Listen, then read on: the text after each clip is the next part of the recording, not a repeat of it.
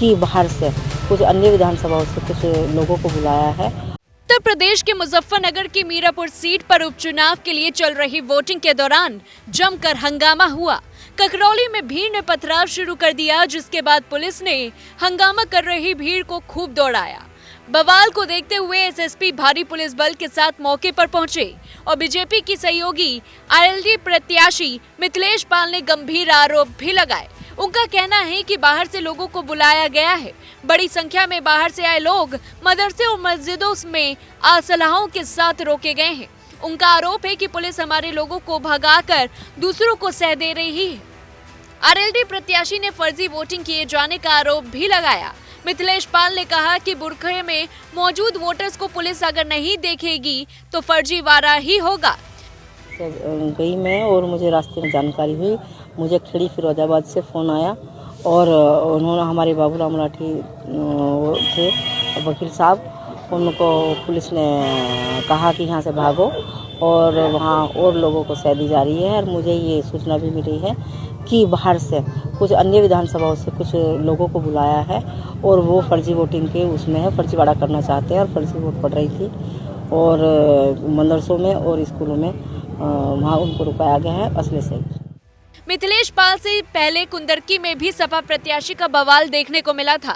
सपा प्रत्याशी हाजी रिजवान ने पुलिस संग जमकर बहस की और उन्होंने प्रशासन पर गांव के भीतर चेक पोस्ट बनाने और आधार कार्ड चेक करने का आरोप लगाया था।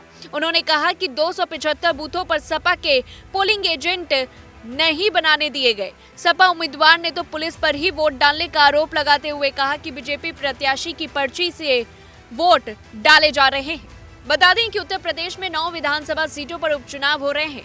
मीरापुर, गाजियाबाद, कुंदरकी, खैर, करहल, सीसामऊ, कटेरी, मझवा और फूलपुर विधानसभा सीटों पर आज मतदान हो रहा है। लेकिन आरएलडी उम्मीदवार का आरोप है कि यहां फर्जी वोटिंग हो रही है।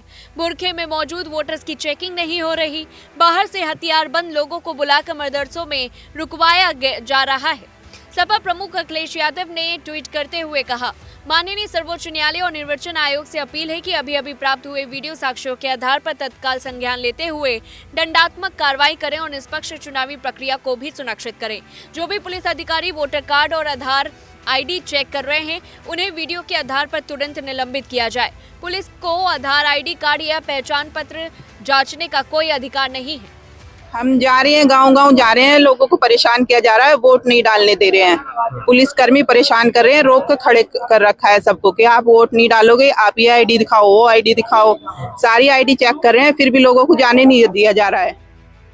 लोकसभा चुनावों के बाद सियासी तौर पर देखा जाए तो यूपी के उपचुनाव बेहद अहम माने जा रहे हैं, क्योंकि इस चुनाव को 2027 के विधानसभा चुनाव का सेमीफाइनल कहा जा रहा है। उपचुनाव में यूपी सीएम योगी आदित्यनाथ और सपा प्रमुख अखिलेश यादव की साख दांव पर लगी हुई है। दोनों ही नेताओं के सामने खुद को साबित करने की एक बड़ी चुनौती है। 2022 के विधानसभा चुनावों में सपा ने सीसामऊ, कटेरी, करहल और कुंदरकी में जीत हासिल की थी, जबकि बीजेपी के खाते में फूलपुर, गाजियाबाद, मझवा और खैर गई थी। वहीं मीरापुर सीट बीजेपी की सहयोगी रालोद ने जीती थी। अब ऐसे में देखना होगा कि जिस तरीके से लगातार आज मतदान हो रहा है, सुबह से मतदाताओं की लाइनें देखी जा रही हैं, आखिरकार इस बार विधानसभा चुनाव की गद्दी में किसका राज चलने वाला है, ये देखने वाली बात होगी। इस पूरी रिपोर्ट को लेकर के आपकी क्या कुछ राय है, कमेंट बॉक्स में बताएं। तब तक के लिए देखते रहिए News 1 इंडिया।